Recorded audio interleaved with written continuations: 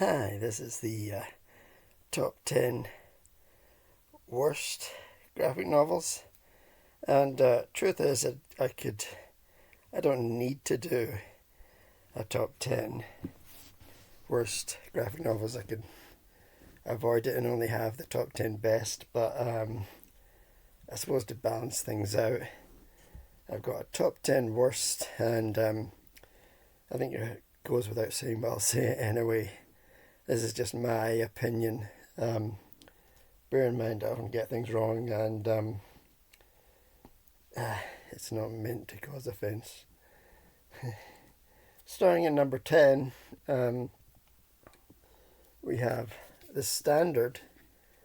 And the truth is, there's nothing wrong with this. It's just very standard or average. It's about a sort of not exactly Joe Biden type superhero, but an elderly superhero who finds himself in the modern world, and the modern world is a bit different from his sort of golden age time, which is maybe the 50s or the 60s, but it's sort of different.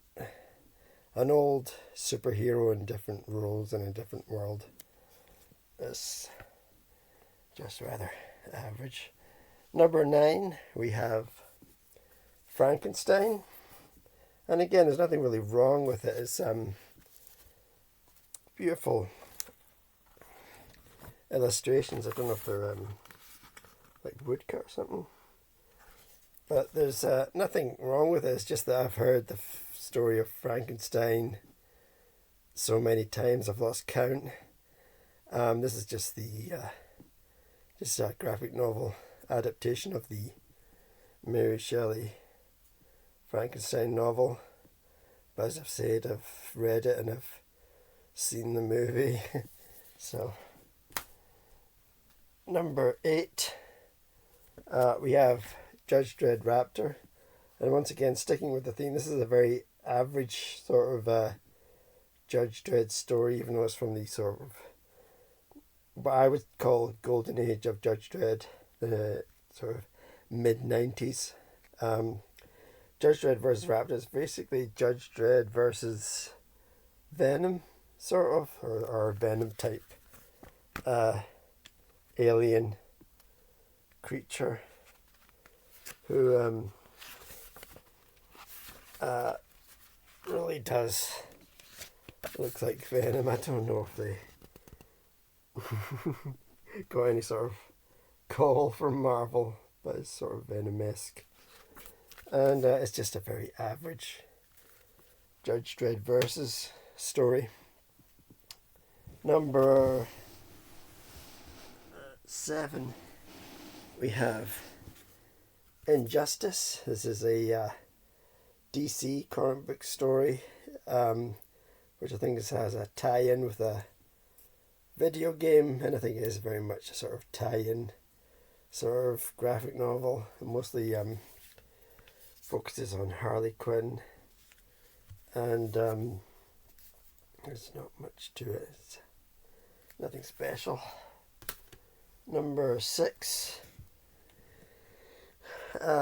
we have Island of Terror, Battle of Iwo Jima, and I don't like to give historical things a bad mark because they are important books, but I think it's probably a story that's been told many times. I think it's quite well known.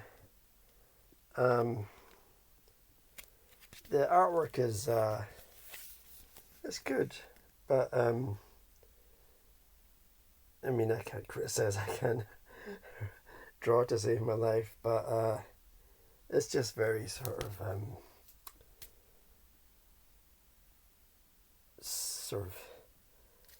straight down the middle, accurate. I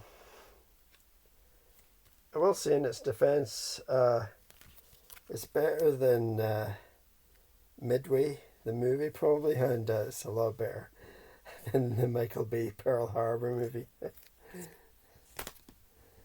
Number 5,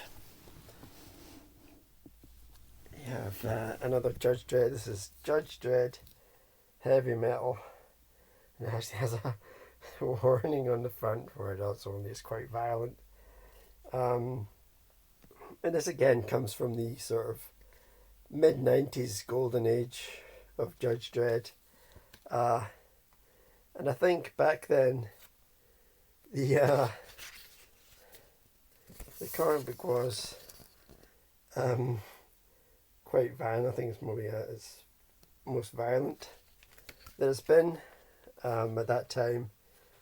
They just didn't really care, and it's got quite a bit of black humour. For one thing, he shoots Santa, although it is a magical Santa, so he comes back to life every Christmas.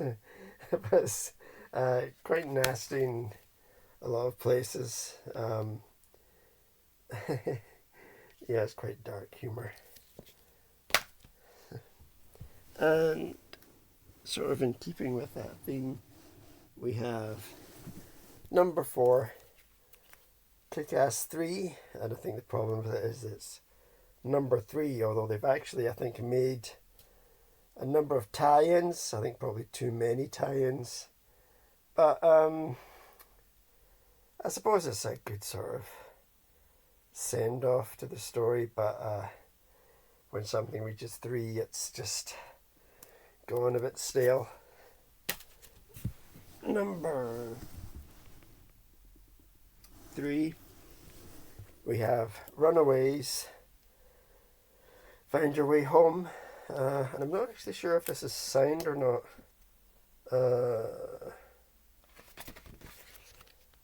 I'm not too sure. But unfortunately this doesn't really need to be made. Runaways with Brian K. Vaughan, it had its run. There was like a brief Runaways in Marvel Civil War, I think it was. But it's really just run its course, and this doesn't really need to be made. The characters are sort of reluctantly being forced back together. And it just seems unnecessary. Number 2, we have Shang-Chi and the Ten Rings. I don't know why I didn't like this, but I just couldn't get into it for some reason. I don't know why. And number 1, we have Morning Glories Volume 5. I don't know why, but I just couldn't get into it. I can't remember when I started reading Morning Glories, and I liked it at first, but I left it for so long, and then I came back to number 5, and I just didn't care about it, and I just couldn't be bothered.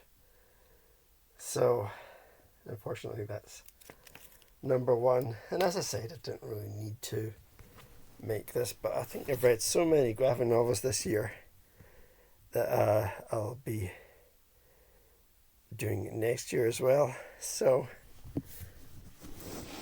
there it goes. Thanks for watching. Bye.